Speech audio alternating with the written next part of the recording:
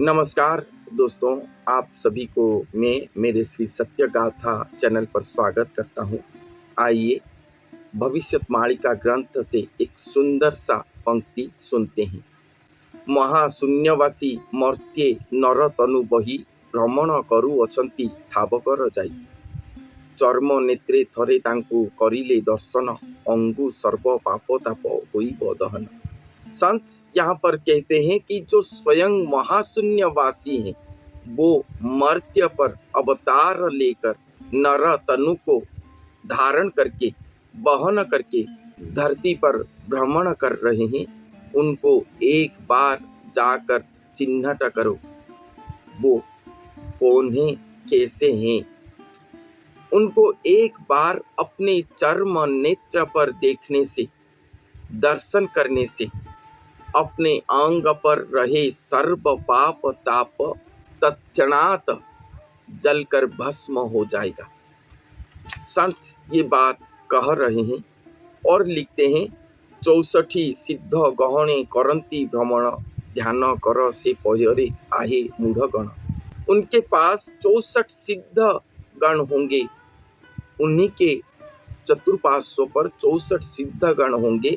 संत ये मानव समाज को कह रहे हैं कि मूढ़पण में वही अवतार स्वरूप को सब ध्यान करो।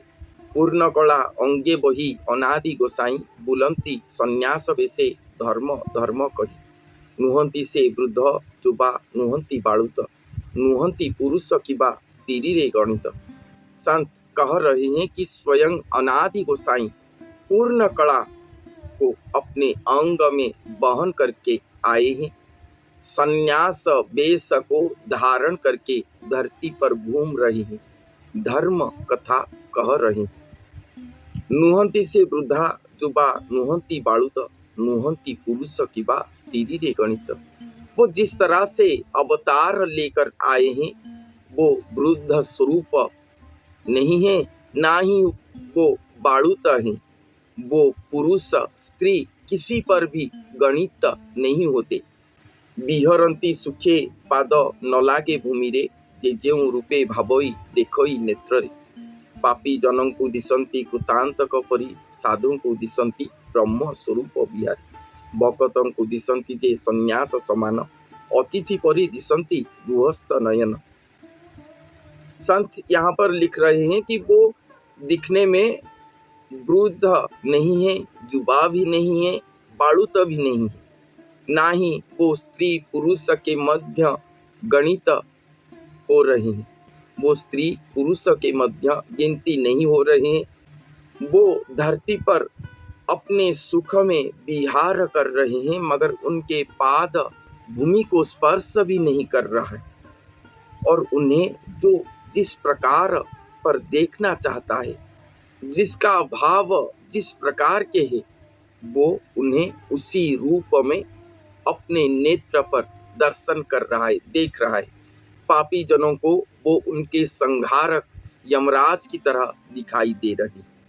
साधु संत जनों को वो ब्रह्म स्वरूप के रूप में दृश्य हो रही।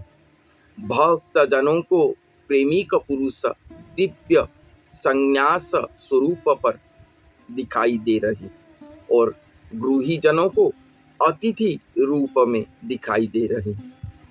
क्योंकि उनके इच्छा गृही जन होते हैं कि उनके इच्छा हमेशा रहता है कि भगवान आए हैं, हमारे घर अतिथि बन के एक दिन आ जाए तो हमारे घर पवित्र हो जाए, हमारा जन्म जन्म उद्धार हो जाए।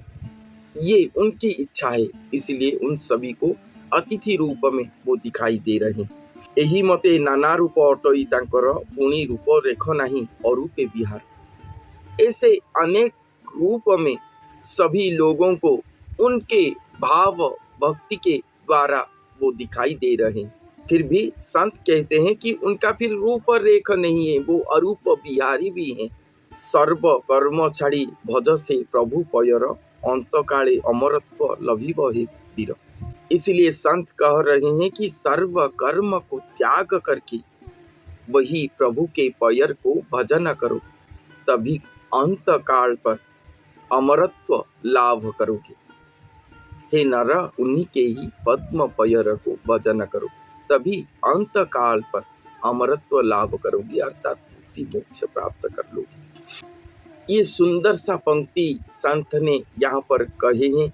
महाशून्यवासी स्वयं ब्रह्मांड ठाकुर पूर्ण कला स्वरूप होकर धरती पर विजय करेंगे, नर तनु बहन करेंगे। उनको एक बार जो दर्शन कर लेगा उसके सर्व पाप ताप खंडन हो जाएगा। दिखने में वो वृद्ध नहीं होंगे, जुबा भी नहीं होंगे, बाड़ूत भी नहीं होंगे, स्त्री पुरुष के मध्य वो गिनती नहीं होंगे। जिसका भाव जिस तरीके से है वो उन्हें उसी स्वरूप पर दर्शन करेगा।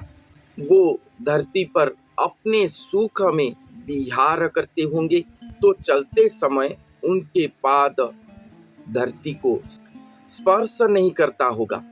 अद्भुत है। ऐसे कोई मनुष्य सृष्टि हो पाए हैं क्या? और भगवान कभी इस तरह की चमत्कार दिखाते हैं क्या? वो ऐसे चमत्कार कभी भी दिखाते नहीं। आप श्री राम अवतार देख लो, कृष्ण अवतार देख लो, भगवान इस तरह की चमत्कार नहीं दिखाते। बहुत सारे अलौकिकता दिखाते हैं अपने कर्म वश पर, नितांत आवश्यक कर्म के द्वारा मानव समाज को शिक्षा देने के लिए वो अलौकिक कर्म दिखाते हैं धरती पर। और इस तरह की अलौकिकता वो क्यों दिखाएंगे? साधक भी होते हैं, अपने साधना के द्वारा धरती को स्पर्श न करके चलते हैं। ऐसा साधना भी है, उनका पूरा साधना वो इस पथ में लगा लेते हैं, वो धरती के ऊपर चलते हैं, जल के ऊपर चल के चले जाते हैं। आप कहोगे कि वो भगवान है? ऐसा तो नहीं हो सकता ना। भगवान इस तरह की चमत्कार नहीं दिखाते। तो भविष्यवाणिका ग्रंथों पर ऐसे क्यों लिखा गया? इसके शब्दार्थ को समझिए।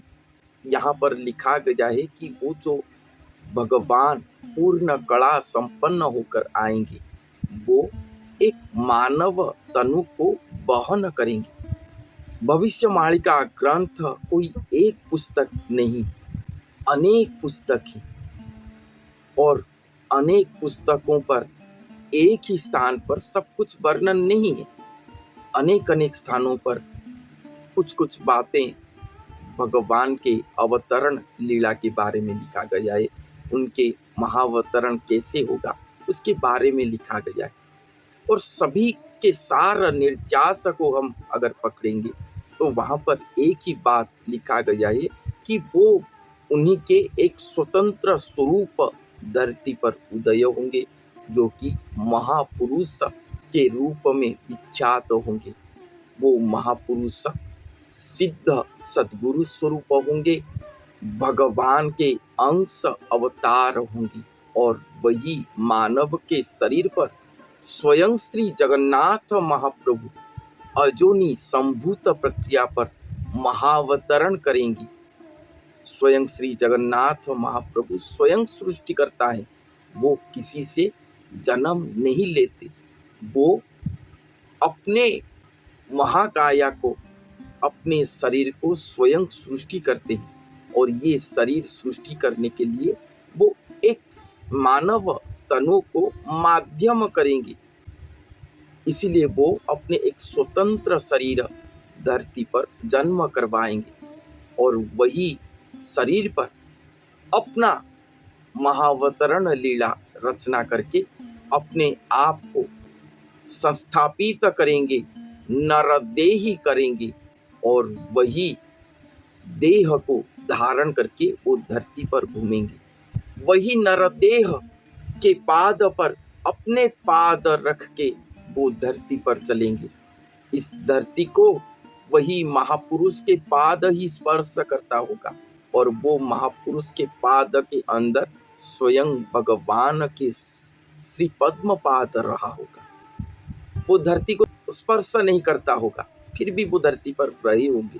बाह्याचार में देखने के लिए वो महापुरुष का स्वरूप ही दृश्य होता होगा, मगर उन्हीं के अंदर श्री जगन्नाथ महाप्रभु के ज्योतिर्मय स्वरूप रहा होगा।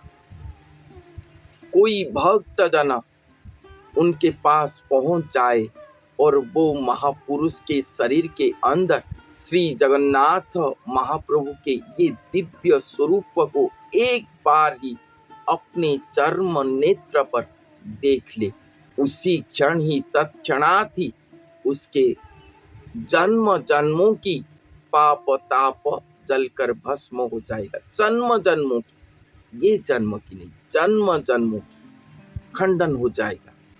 श्री जगन्नाथ महाप्रभु के स्वरूप, जो स्वरूप पर वो मानव देह के अंदर स्वयं भगवान विराजमान, वो महापुरुष के हस्त पर अपने हस्त रख के सर्व कार्य संपादन करते हों और वही मानव के हस्त पर अपने हस्त मिला के खुद खा रहे होंगे, पी रहे होंगे, सब कुछ अपने नित्य कर्म संपादन करते होंगे। ऐसे कि मूत्र पुरुष भी वो विसर्जन करते होंगे इस धरती को।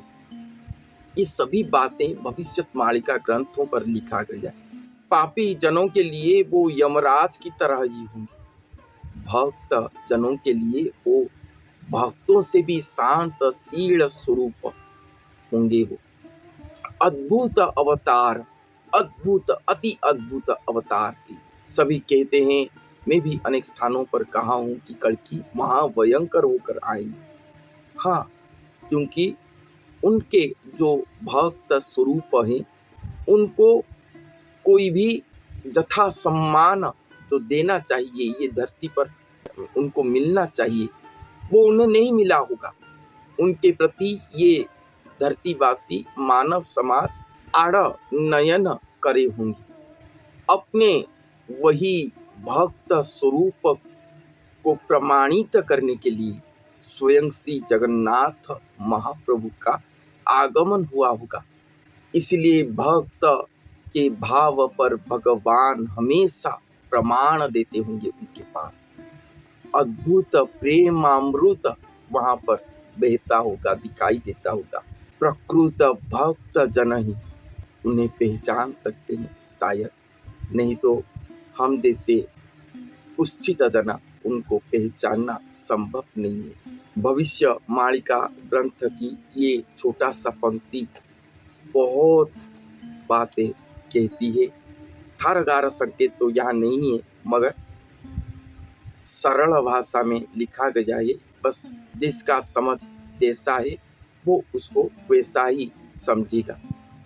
भविष्य मालिका ग्रंथों को पढ़ने के बाद अवतार स्वरूप के बारे में जहाँ पर जो लिखा गया है, अनेक पंक्ति को देखने के बाद हम यही सार को समझ पाए हैं। इसलिए आप सभी के सामने प्रकाश कर रहे हैं। ठीक है, तो आज के लिए इतना ही। धन्यवाद।